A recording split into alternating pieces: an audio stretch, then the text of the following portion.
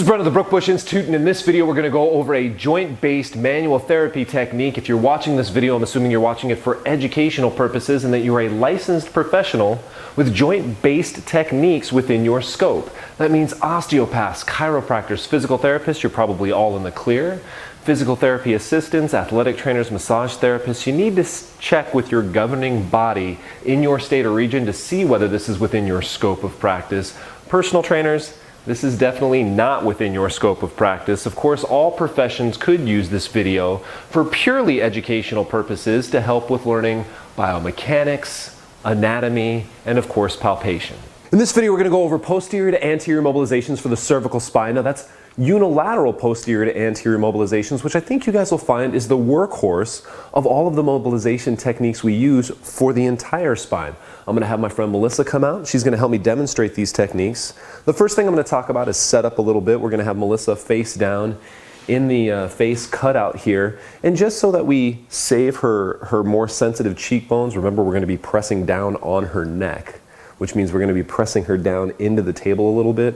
I'm going to go ahead and have her use a towel so that her forehead takes most of the force. We're not going to be pressing that hard, but this area tends to get easily aggravated, especially if we have multiple segments or multiple facet joints we have to mobilize. Now, the next thing is we want the arms in a comfortable, relaxed position. That could be by their sides, that could be hanging off the table, or if you're lucky enough to be here at Flex in New York, where I treat, like we have the arm cutouts that depress. So you can see Melissa can just kind of like hang out in this position, which tends to be very comfortable for cervical patients. The thing you're trying to avoid is we don't want increased tension here, right? The muscles that go from the scapula to the cervical spine, namely the levator scapulae and upper trap. Last, you guys will notice that the table is pretty low. And the reason the table is low is I want to be able to get my chest over Melissa's neck and then put my arms straight and have my thumbs right where they need to be. Because once we start doing the mob, all I want to have to do is rock my torso. I don't want to be in a position where I have to either use my hands or my elbows, right? My extension, using my triceps. Because number one, if I have a lot of very large patients, I'm going to wear myself out really quick. And even if I don't have a lot of large patients, I think you guys will find that this is just not a consistent amount of force. It's hard to be really, really consistent when you're doing this or you're doing this compared to, okay, I get here and now I just rock. It's really easy to keep a very consistent amount of force this way. Next thing we need to consider is anatomy, guys. And if you haven't spent some time going over cervical spine anatomy, I suggest doing a little review before you start practicing these techniques. And I do suggest you purchase or find one of these to practice on. I know they're a little expensive for what they are. I think they run between 80 and 150 bucks, right? I bought one of the flexible ones.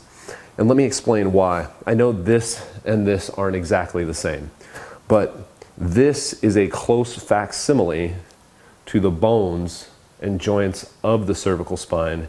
And there's something to being able to touch, feel all the different bumps, challenge yourself to go, okay, I'm gonna find the transverse process of C1, all right? And then be able to look down and go, oh, I'm on the transverse process of C1. Or go, I'm gonna find spinous process of C3. All right, I did it. I remembered that C1 doesn't really have a spinous process. Okay, so as I'm doing this, what I'm doing is building a visual model up here of what the bones of the neck look like. And I can't tell you how helpful that is when you get your hands here, which is basically that with a bunch of mush on top of it.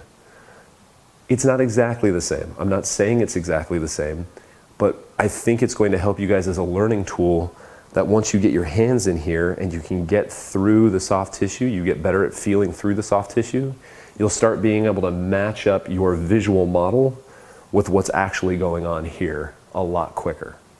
Now we are going to start with the most complicated joints of the neck to actually palpate and mobilize, but that's just because we're going to start from the top and work our way down.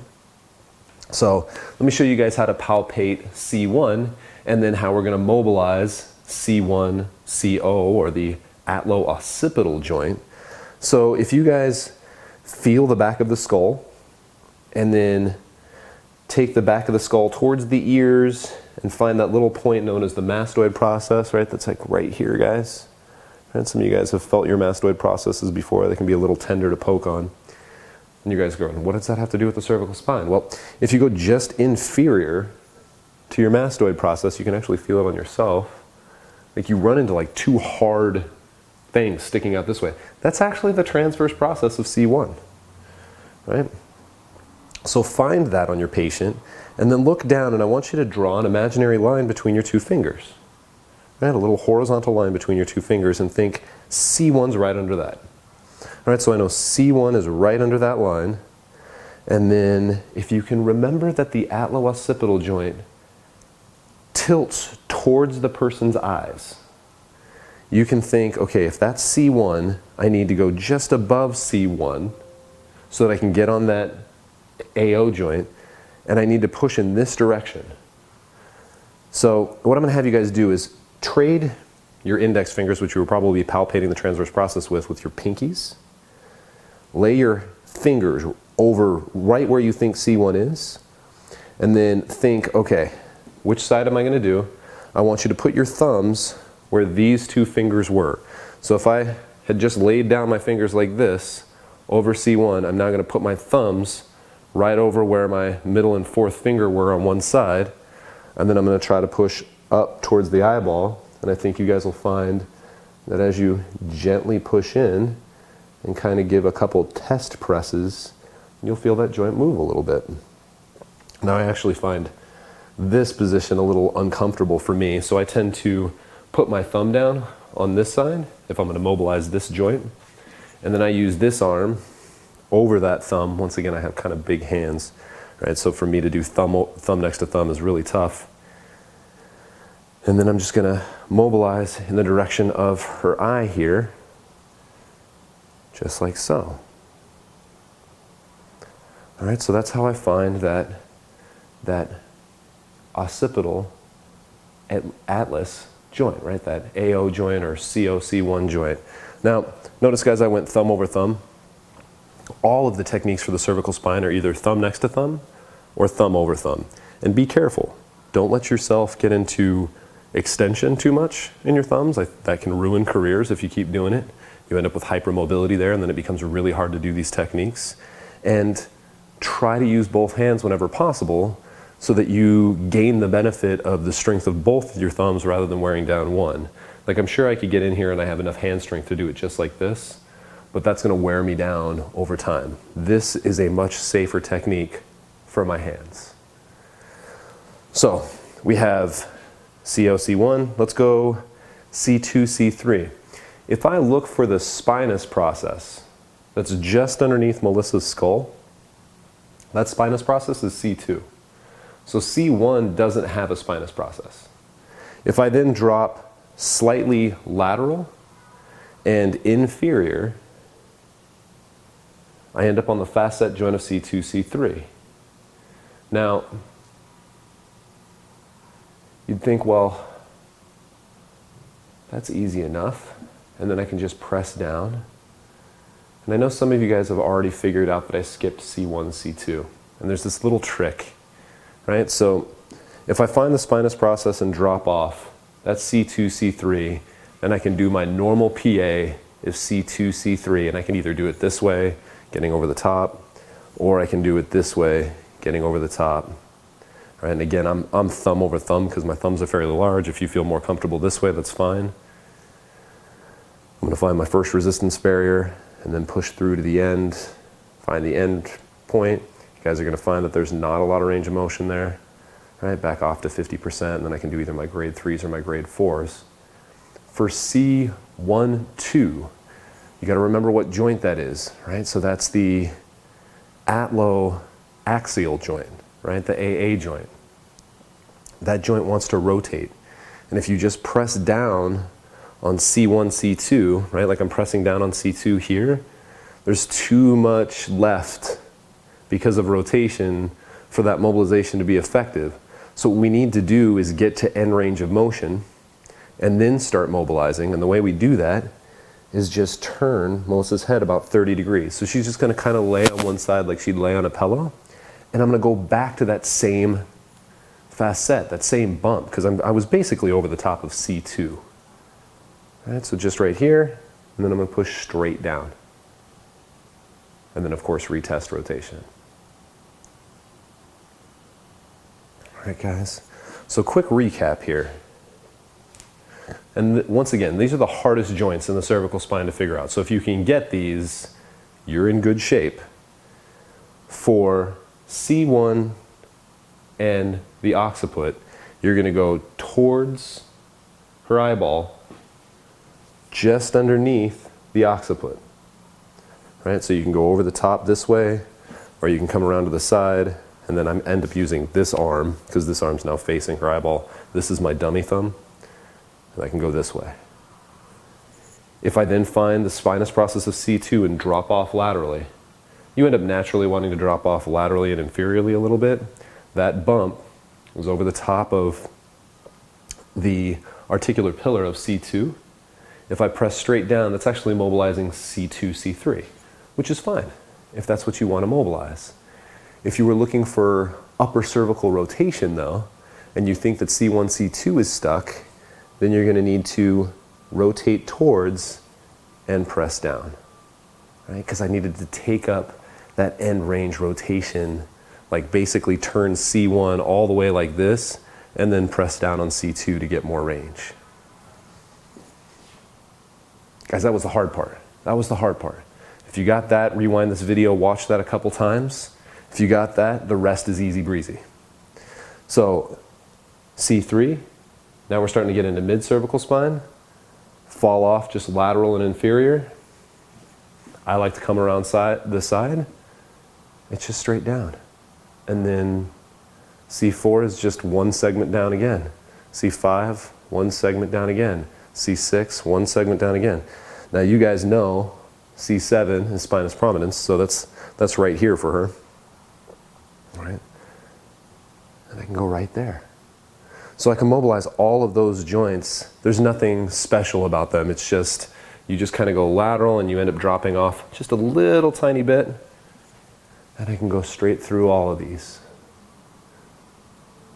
Now let's talk a little bit about what I'm feeling for as I'm doing these mobilizations. I already mentioned it a little bit. Don't forget your protocols. So every time I get over the top of a joint, before I mobilize, I'm going, okay, there's my first resistance barrier. There's the end of articular arthrokinematic motion before I would just start pushing her into further extension. Right, so my end range of this motion. Right, so first resistance barrier, end. And usually if I'm gonna do this, guys, I'm not gonna go, end. I'm gonna kind of do some test pulses my way down till I get to the end.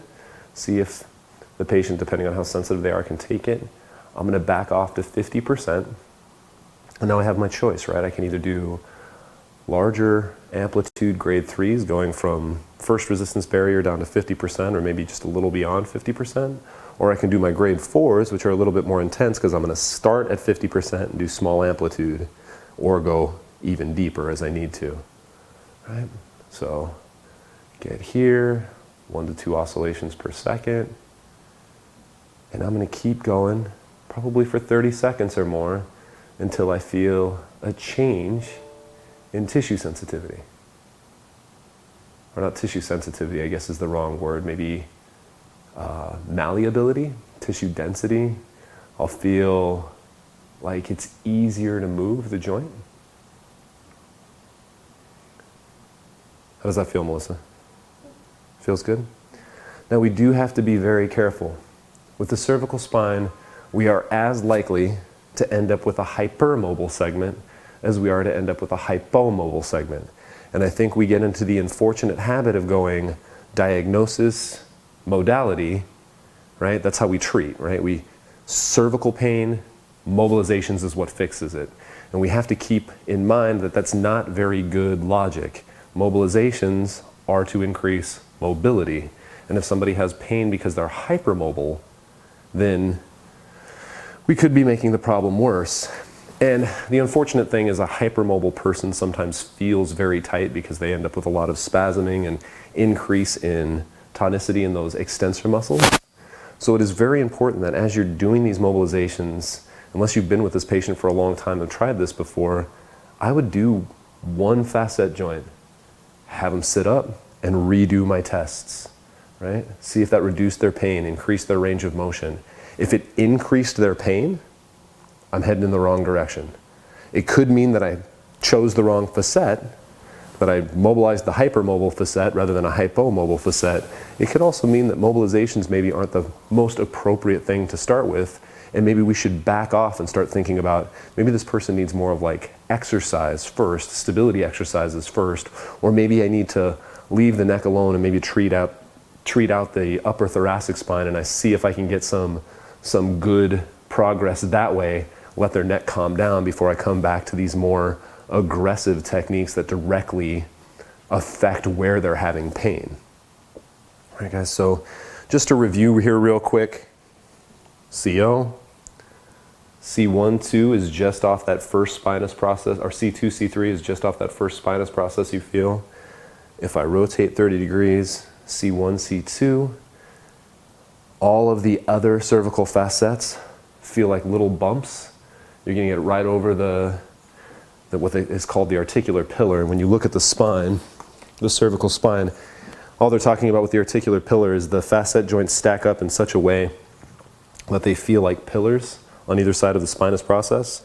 So for the rest of the cervical spine joints, you're just getting right lateral and slightly inferior and pressing down. And we're probably mobilizing the upper on the lower segment.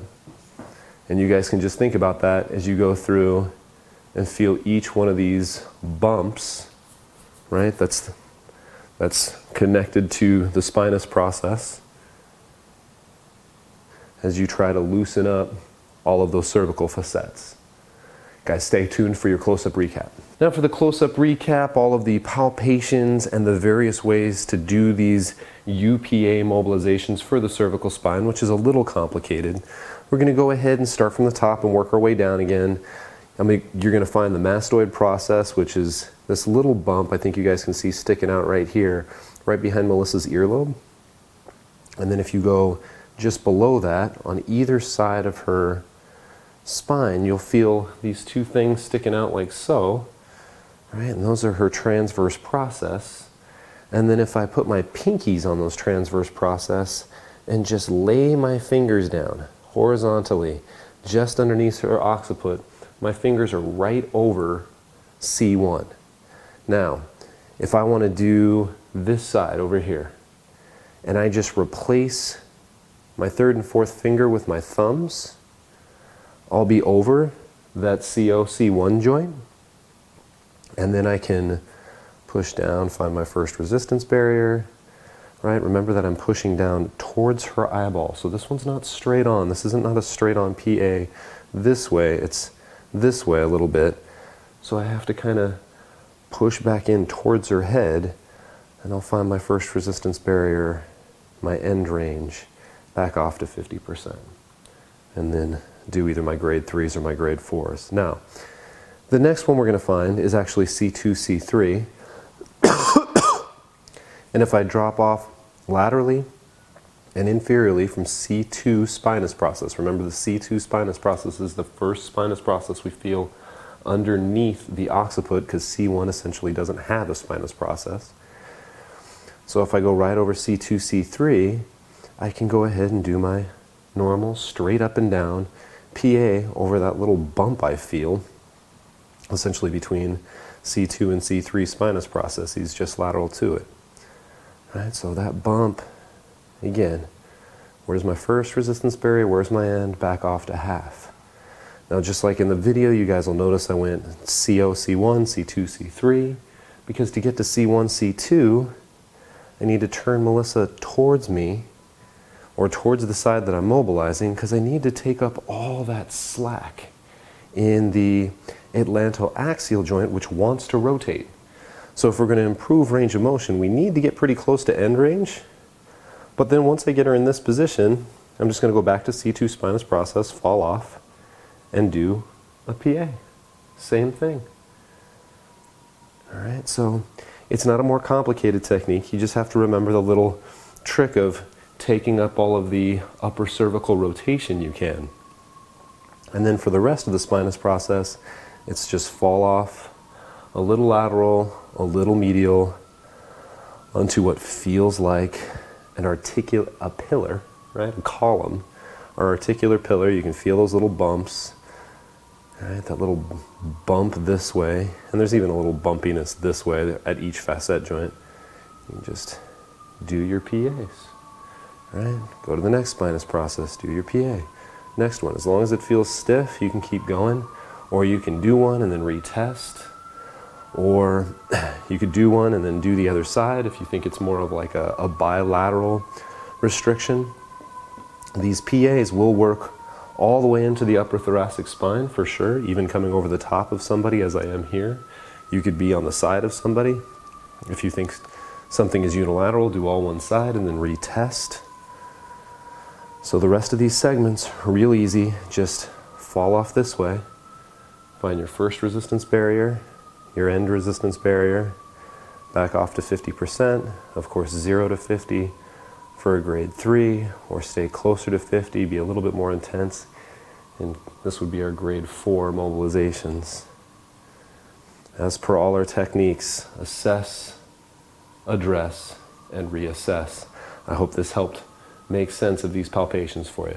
So there you have it. Assess, address, reassess. Make sure that every time you choose a joint-based manual therapy technique, it is based on an assessment, and that you return to that assessment after you finish the intervention to see if it was effective for the individual, the patient or client that you have in front of you.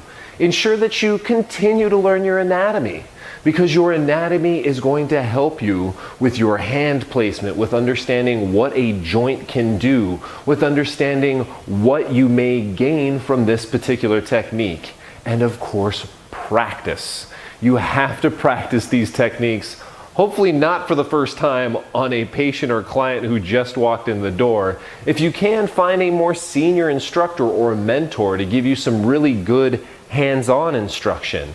Use your peers for some good feedback. And of course, always look for live education to help with your manual therapy techniques. I know these videos make education very convenient, but there is no substitute for learning manual therapy in a live setting. I look forward to talking to you guys again soon.